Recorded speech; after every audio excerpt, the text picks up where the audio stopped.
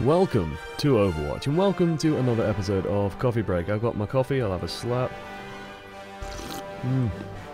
Oh god, just life-giving stuff, that. Anyway, yeah, it's been a little while, and I apologise for that. I've been kind of busy on the back burner, if you haven't noticed. A couple of things to go over before we begin. I think today's topic will be the Overwatch League. I'm just going to talk about the Overwatch League a little bit. They've announced some of the monetization plans for it, although the details are still a bit thin on the ground, I suppose. But we'll go over that in a second or two. Just a couple of channel announcement things, I suppose. First things first, upload should be coming back somewhat regularly. I've always been bad at that, and I apologise for it every single time, and I always say that it's going to get better, and it never does, but it's me, I'm sorry. If you ever do want to see VODs for Coaching the Many, like immediately after they're done, they are all on Twitch, so you can always find them there. The other thing that I think a lot of people are going to be curious about is the fact that I am doing content now on the Unit Lost channel every now and then, usually about one video a week. I will always tweet when a video goes out that I've done that goes out onto the Unit Lost channel. The reasons are several for why I'm doing that. It's just, you know, partially to help Sty out, partially because it's financially just sensible to do that. It helps me grow my brand. It's just good all round for me. And it's a nice matchup, to be honest, to sort of be able to introduce a wider audience to more high-level concepts. The other thing I want to talk about is, in the background, I've put a little bit of Dark Souls footage. I have been playing Dark Souls on stream during the afternoon, so I've increased my stream schedule to have an afternoon slot now, so if you aren't aware of it, and you do want to come check it out, we are playing like non-Overwatch games because of bandwidth limits, so I can only stream at 3000 kilobytes per second. I could do some Overwatch every now and then in the afternoon, but we're mostly going to be using it for other games, just as a way for me to relax while still maintaining my stream schedule and stuff like that. So that's still going to run on the normal stream days, and I think also probably on Wednesdays as well, from 4 o'clock to 8 o'clock British time, so I'm sure you can figure it out from there. Other than that, yeah, Overwatch League, like we had the announcements not too long ago that how they were going to finance the league, basically, or how they were going to at least finance some of the league with the skins and stuff like that, and how that's all getting done. So they've introduced this new like league token system where you can basically get a separate currency that lets you buy skins for various Overwatch heroes. The details on this system are really thin on the ground at the moment. We don't know if you buy the London Spitfire skin, does that unlock for several heroes or one hero or whatever? Like how does that work? Do I only get that for one hero per skin? In which case, like, giving us the quote-unquote gift of one free skin seems a little bit small. Like, that seems very, very tiny to give, but okay, whatever. Considering there could be many, many teams developing an Overwatch League. I mean, we have 12 now, there could be 20, there could be 24, there could be 30 at some point. Who knows, right? That could be a lot of skins and a lot of like sprays as well. There could even be like emotes, or you know, where something like a banner pops up behind the hero or something if you want to show off your allegiance to certain heroes. There's a million ways they can make Overwatch League stuff work in game. They can look at other games and other models that those games have and sort of develop from there. So that's sort of my first concern, I suppose, with the system. Now, I actually really like the system. I really, really like the system, because if you're sat there and you think, well, I don't give a shit about Overwatch League, like, I could not care less. In which case, I'm surprised that you bear with me as long as you have. Well done for doing that. But the other part is, like, if you don't give a shit, then you don't have to ever pay for anything Overwatch League related. Like, they have basically separated off Overwatch League's financial side from the games by saying, like, if you like the Overwatch League and want to support the Overwatch League, you have a way of doing it now in-game by in-game purchases that will then just go straight to the Overwatch League teams. To me, the other curious part, and this is sort of more for my curiosity than anything, is like, how does that money then get divided? Because as far as I can tell, you buy the league currency and then you can buy Overwatch League items. So then how would they know if I bought, you know, 100 league tokens or whatever it's going to be, and then bought nothing but London Spitfire merch? How would I know that that money's going to London Spitfire and not going to Boston Uprising, for example? I wouldn't, right? I'd have no idea where that money's going or how that's getting split. I don't know if they're doing it where just everyone gets a slice of the pie, or if people get like a proportionate slice of the pie. So if they, you know, I'm sure they can track, oh, well, so many London Spitfire things were sold, and so London Spitfire get a X percentage share of the pot, you know, and if they're doing it that way, and if they're dividing it that way, or if they're just trying to encourage teams to just, you know, get people buying those tokens, and then it's just good for everyone. There's benefits and flaws to both sides. There's sort of incentives both ways, but you know, I think it would be nicer just to know that, you know, if I'm supporting London Spitfire, like if I go and buy a Manchester United jersey or whatever, I never would, but if I did, I know that that money's going to Manchester United, and probably a little bit to FIFA or something as well, but mostly to Manchester United. Whereas if I buy a London Spitfire skin, I don't know that money's going to London Spitfire and its players and its staff and stuff like that. I don't know that I'm supporting that team, so that's sort of one minor concern. Anyway, the other big Overwatch League news that was actually kind of surprising is that Philadelphia Fusion will not be playing in the first week of Overwatch League. Holy shit, that's really bad. Like, now is the time, like, this is the crucial first impressions time. This is when your team's going to make a big splash. The reasoning I've heard floating around in the back is usually like visa issues or something like that, that they can't get the players into the United States to play. And so they've had to basically forfeit the entire preseason because they won't have players.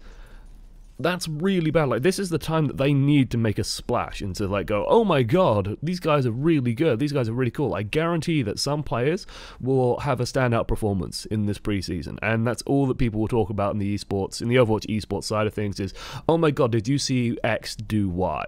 Right? Now's the time you want your players doing that kind of stuff. Now's the time you want to see these players go big and sort of make an impact, because that's going to build hype and drama and stuff and storylines going into the actual season. That's where you start to get this sort of bubbling up rivalries of, oh my god, did you see that X team smashed Y? Well, okay, well, that was because this player went out of control, but during season 1, oh, the meta's changed, so maybe the hero's not quite as good, and it gives you tons and tons of little threads, narrative little stories that you can go and explore. To not have that going in for Philadelphia Fusion, for their storyline to so far be a really shit press video that got taken down, I believe. Then the news of having one of their players get banned for 30 games, I think it is, for being a booster on the ladder. And if he released, because they I think San Francisco Shock beat them to the punch on being like the bright orange team, and now Philadelphia Fusion are also the bright orange team, and then to have like this pop up as well and just be a non-existent entity is kind of frustrating, to be honest. Like, I want to see them play, and like, it's an exciting team as well. Like, I really want to see them play because it's got some of my favorite players on it. You know, you're looking at the likes of Boombox, Shadowburn, Fraggy as well, actually. Fraggy's a really exciting player to watch. He's just like a crazy Reinhardt that charges everyone. It's amazing. Like, and it's coached by someone who I had the pleasure of working with Team UK, which is Hayes. And it's like, why? I want to see these guys play, but, you know, they fucked up. Or someone fucked up somewhere. And that's aggravating. That's frustrating. I don't know. I feel a bit Overwatch League blue-balled, I suppose. I'm really looking forward to it anyway. The schedule isn't too favourable for me, but I'm looking to do a lot of content around the Overwatch League. I'll be doing a bunch of it on the Unit Lost channel as well as on this one. I expect to see some, like, maybe roundups, but honestly, I'm not the biggest fan of roundups. I prefer to just sort of deep dive onto some of the games and look at the games in particular. Roundups I usually find, like, you usually get all the information you get in a roundup just by looking at a website, and I'd rather you just look at a website than try and watch the video or trying to edit something that's worth watching when it's just a roundup. I'd rather just do analysis or something, find particularly good matches, cover those players, single those players out and give them a little bit of spotlight, hopefully. Hopefully you guys are as excited as I am about the Overwatch League anyway. I'm really looking forward to it. I think it does have a lot of sort of staying power. The more I've seen of it, the more optimistic I've gotten. Like, even stuff like watching the Player Summit. So if you haven't been following any news, you won't know about this, but they had the Player Summit recently where they basically got all the players that were over there in LA all together to sort of give them a little bit of media training, a little bit of an introduction to the league, also have a Q&A with the devs and stuff like that, so they could just talk to the devs and sort of get the layout of the Overwatch League themselves and sort of have an introduction to it. And just seeing them all there in the jerseys and stuff like that, and like the fact that it all looks a little bit uniform, because usually in esports, like, all the jerseys and stuff that people wear, they're all a little bit mismatched, all a little bit all over the place, right? Like, they all look a little bit different. Well, if you look at, you know, stuff like the Premier League, if you look at, I'm sure, the NFL or whatever, like, all the uniforms are relatively standardized, and having the standardized uniforms in the Overwatch League looks really good, actually. When you have all the players like next to each other, it looks really, really good and really professional. So I'm excited. I am really actually quite excited. I was very skeptical at first. I'm still skeptical. I still think it's going to do relatively badly on its preseason and first season.